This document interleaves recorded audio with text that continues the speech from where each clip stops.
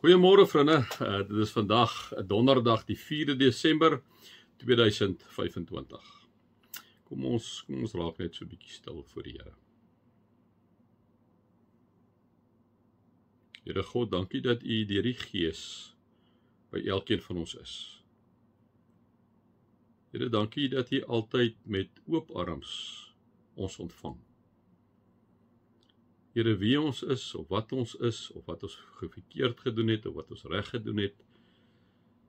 Here, U wag altyd met oop arms vir ons, soos wat U vir die verlore seun gewag het, in die gelykenis. Dankie Vader, dat U inderdaad vir ons oneindig lief is. Dankie dat U woord, dat die Bybel, Here, vir ons geskryf is, om vir ons te vertel van wie U is, van U liefde, van U omgee, ook baie keer van die teleurstelling in die mens, Here, maar bovenal van begin tot einde, oor U liefde en U omgee. Dankie Here, dat ons U as ons liefdevolle, regverdige Vader kan aanbid. Amen. Vriende, mag daar vir julle genade en vrede en oorvloed wees, omdat julle God ken, Jesus ken en die Heilige Gees ken. Ons gaan aan met Filippense, ons is hier so by Filippense 3, en ek wil hierdie stukkie vir julle lees, ons het nou mos 'n bietjie stilgestaan met mekaar, liewe vriende, wat Paulus sê, al wat ek wens is om Christus te ken, uit die krag van sy opstanding te ondervind, deel te hê aan sy lyding, deur aan hom gelyk te word in sy dood, en die verwagting dat ek self deel sal hê aan die opstanding en die dood. Dit is 'n mondvol, en ek het ook vir julle gesê, mense moet die goed gaan aanpak, vriende, want anders lees jy net daaroor, dit het geen impak op jou nie. So ons moet die goed 'n bietjie gaan aanpak. So wanneer julle ook lees so vers, staan maar so 2-3 dae by hom stil, gaan hoor 'n bietjie, trek hom uit mekaar uit, gaan op GPT, sit die teks in, as julle 'n ander goed het, kyk 'n bietjie presies wat daar staan, wat bedoel hy, sodat ek en jy nie net klakkeloos by tekste verby beweeg en op die ou ene dan beteken dit vir ons niks nie, né? Of na die lekker gedeeltes in die Bybel toe gaan nie, maar ook die moeiliker gedeeltes staan so 'n bietjie stil daarby. En dan sê Paulus, vriende, dit is eintlik uit 'n plek van nederigheid wat Paulus praat met hierdie mense in Filippi, hierdie ex-soldate, hierdie afgetrede soldate, hierdie heidene wat tot bekering gekom het, kom praat hy en dan kom sê hy vir hulle, hy kom sê amper vir hulle, sê vriende, ek sê nie dat ek dit al alles het, of die doel al bereik het nie. Kom sê hy vir hulle, julle moet nie dink ek ken alles en weet alles nie, ek sukkel ook maar hierso met goed, ek versukkel ook maar om goed te verstaan, maar dan kom sê hy die volgende, hy sê, so ek sê nie dat ek dit al alles het nie, of die doel al bereik het nie, maar, sê Paulus vir hierdie vriende van hom, hierdie gemeentetjie daar in Filippi, maar ek span my in, om dit alles myne te maak, omdat Christus Jesus my reeds syne gemaak het. Vriende, dit is so, jou en my wiele val maar af.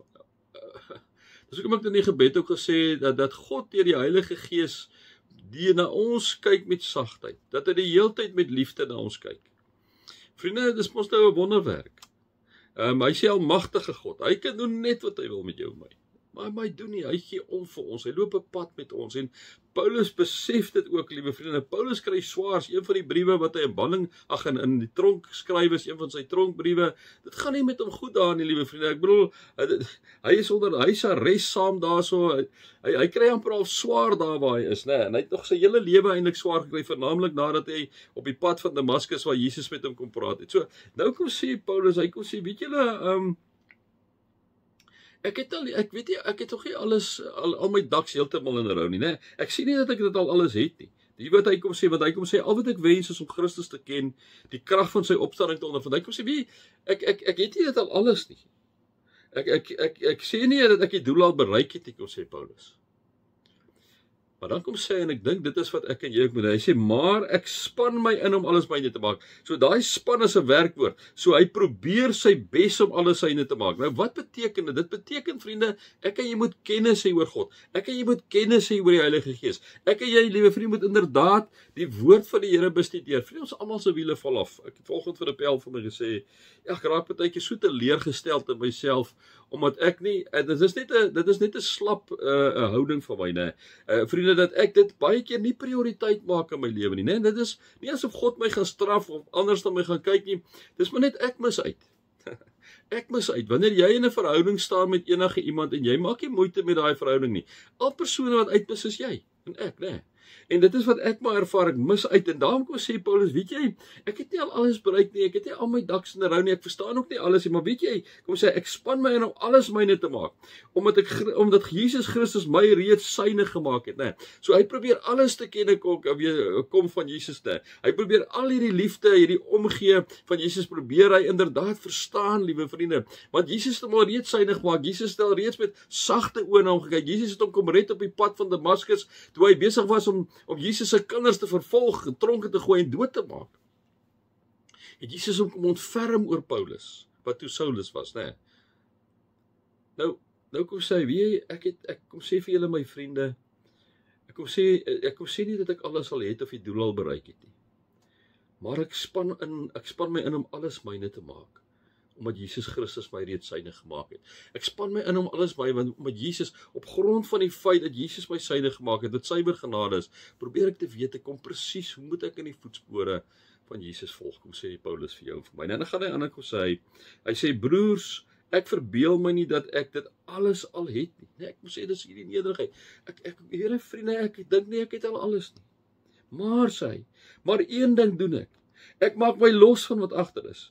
En ek strek my uit wat voor is. So, hy maak, die liewe vriende, baie keer het ons baggage. Baie keer is daar iets wat in ons verlede gebeur het. Baie keer het ons in 'n slegte huis kon ons groot geraak het.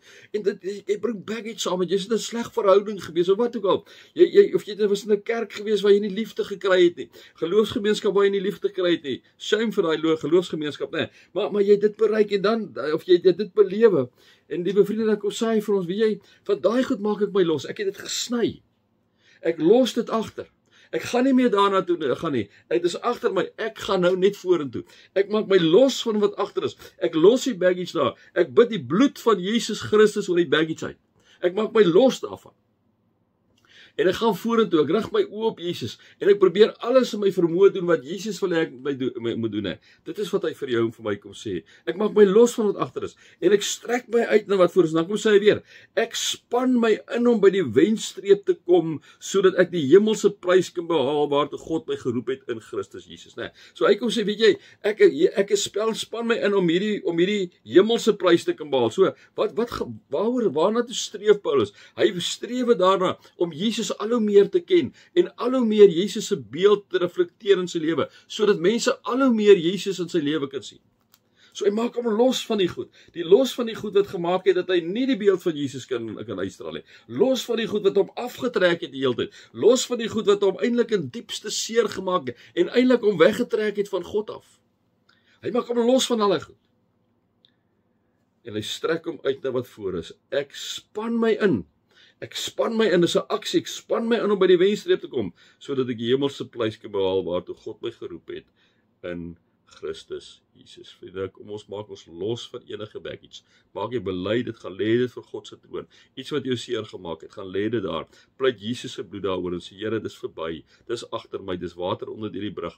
Ek kan niks doen aan ander mense se huile, my eie huile. Al wat ek kan doen, ek kan nou vorentoe kyk. En as ek en jy dit doen, liewe vriende, dan is ons mos besig om ons oë op die regte plek te fokus op die hemelse prys. Ons is besig om ons oë op Jesus Christus te fokus. En dit wil sê, Here, hoe moet ek hier lewe op aarde? Nee, my vyf sien vandag. Mag julle God se liefde ervaar, sy genade ervaar en sy teenwoordigheid ervaar.